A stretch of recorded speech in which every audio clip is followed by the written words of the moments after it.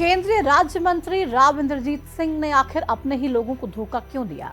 जो कार्यकर्ता राव इंद्रजीत सिंह को चुनाव जिताने के लिए सालों से काम करते रहे थे, आखिर राव इंद्रजीत सिंह उन्हीं की मौत का कारण कैसे बन गए? ऐसी क्या वजह है कि पिछले 14-15 दिनों से धरने पर बैठे लोगों से राव इंद्रजीत सिंह मिलने का समय तक नहीं निकाल पा रहे हैं? क्या राव इंद्रजीत सिंह को उन लोगों के सामने जाने में शर्म आती है या फिर वो उन्हें कुछ समझते ही नहीं हैं? ऐसे ही ना जाने कितने सवाल हैं जो राव इंद्रजीत सिंह के खिलाफ उठ रहे हैं और इसके पीछे की वजह है सिर्फ एक वादा। वही वादा जो उन्होंने एक गांव के लोगों से किया, लेकिन बाद में इस वादे को पूरा करने से मुकर गए। ऐसे में जो लोग राव इंद्रजीत सिंह से आस लगाए बैठे थे, उनकी आस दम तोड़ गई और उन्हीं लोगों ने प्रदर्शन का रुख इख्तियार कर लिया। यहाँ तक कि प्रदर्शन करते करते राव इंद्रजीत सिंह के एक पुराने कार्यकर्ता की मौत तक हो गई। लेकिन अफसोस की बात यह रही कि राव इंद्रजीत सिंह तब भी कुछ नहीं बोले। आज की इस वीडियो में बात राव इंद्रजीत सिंह की इसी खामोशी पर होगी। साथ ही आपको बताया जाएगा कि राव इंद्रजीत सिंह पर क्यों धोखा और वादे से मुकरने का आरोप लगा रहे हैं और क्यों ऐसा क्या हुआ जिसको लेकर एक गांव के लोग मरने तक के लिए तैयार हैं। रेवाड़ी जिले में डिस्ट्रिक्ट कोर्ट से लगभग 23 किलोमीटर की दूरी पर एक गांव है भगवानपुर। इसी गांव में पिछले 14-15 दिनों से कई गांव के सैकड़ों लोग धरने पर बैठे हुए हैं।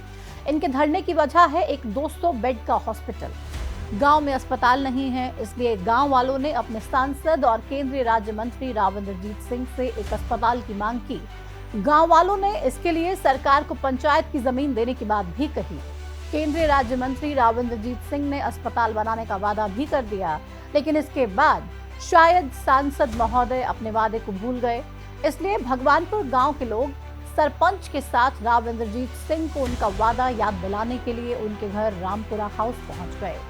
ये वही रामपुरा हाउस है जहां कभी इंदिरा गांधी दिल्ली से सिर्फ हवाई चप्पल में ही राव इंद्रजीत सिंह के पिता राव वीरेंद्र सिंह को मनाने के लिए पहुंच गई थी। खैर, ग्रामीण राव इंद्रजीत सिंह और उनकी बेटी स्वास्थ्य मंत्री आरती राव से मिलना चाहते थे, लेकिन वो उनसे मिले बिना ही निकल गए। इससे ग्रामीणों में रोष और बढ़ गया और उन्होंने वहीं पर ही धरना प्रदर्शन शुरू कर दिया। हालांकि बाद में ग्रामीण वहां से चले गए। इसके एक दिन बाद यानी कि 17 जून को भगवानपुर गांव में ग्रामीणों ने अनिश्चितकालीन धरना शुरू कर दिया। इस धरने प्रदर्शन में 5 गांव के लोग शामिल हुए, साथ ही कई संगठनों के नेताओं ने इससे समर्थन भी दिया। ग्रामीणों ने यहां राव इंद्रजीत सिंह के खिलाफ नारे लगाए और उन पर वादा खिलाफी का आरोप भी लगा दिया।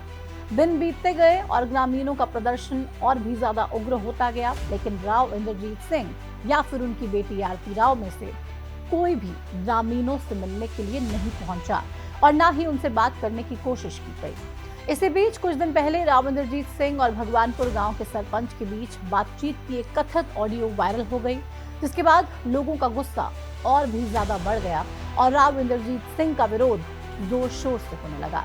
इस वायरल ऑडियो में ऐसा क्या था वो भी जान लीजिए। इस वायरल ऑडियो में राव इंद्रजीत सिंह सरपंच से कहते हैं कि जो जमीन तुम देना चाह रहे हो वो रास्ता छोटा पड़ रहा है, उसे चौड़ा करना पड़ेगा। इस पर सरपंच कहता है कि जरूरत पड़ने पर हम और ज्यादा जमीन आपको दे देंगे, बस आप ये काम करके दे दीजिए। इसके बाद राव इंद्रजीत सिंह सरपंच के सामने एक और प्रस्ताव रखते हुए कहते हैं कि आपके लिए अस्पताल तो बनवा ही देंगे, लेकिन तुम्हारी जमीन पर अगर पानी की डिग्गी बनवाना चाहें तो क्या तुम जमीन दे दोगे?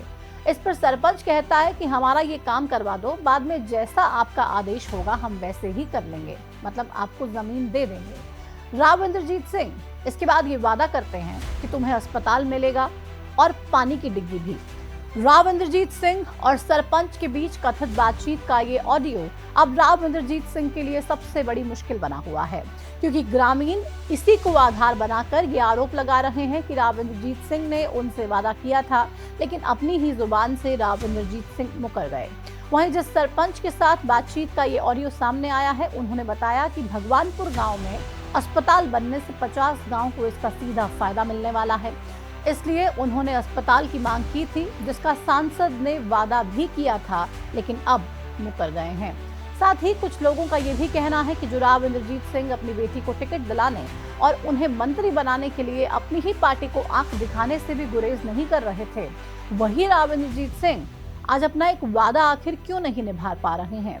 खैर, शुरुआत में भले ही राव इंद्रजीत सिंह को ग्रामीणों का ये प्रदर्शन ज्यादा प्रभावशाली ना लगा हो, लेकिन अब इस प्रदर्शन ने राव इंद्रजीत सिंह की सियासत को भी संकट में डाल दिया है। जिस अहीरवाल बेल्ट की सियासत से राव इंद्रजीत सिंह इतने बड़े नेता बने, अब वही अहीरवाल राव इंद्रजीत सिंह के विरोध में उतर आया है, जिससे राव इंद्रजीत की सियासत पर गहरा असर पड़ सकता है। वहीं राव इंद्रजीत सिंह के विरोध में रविवार को भगवानपुर में एक महापंचायत भी हुई।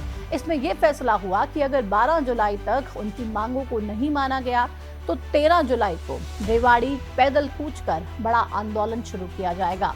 ये तो थी राव इंद्रजीत सिंह के एक वादे से जुड़े विवाद की पूरी कहानी। अब इसी कहानी का एक और हिस्सा आपको जानना बेहद जरूरी है, जो आपको ये समझाएगा कि सियासत में वर्षों की वफादारी का फल क्या मिलता है। दरअसल भगवानपुर में चल रहे धरने प्रदर्शन में राव इंद्रजीत सिंह के पुराने कार्यकर्ता और संघर्ष समिति के अध्यक्ष राम मेहर सिंह भी बैठे हुए थे।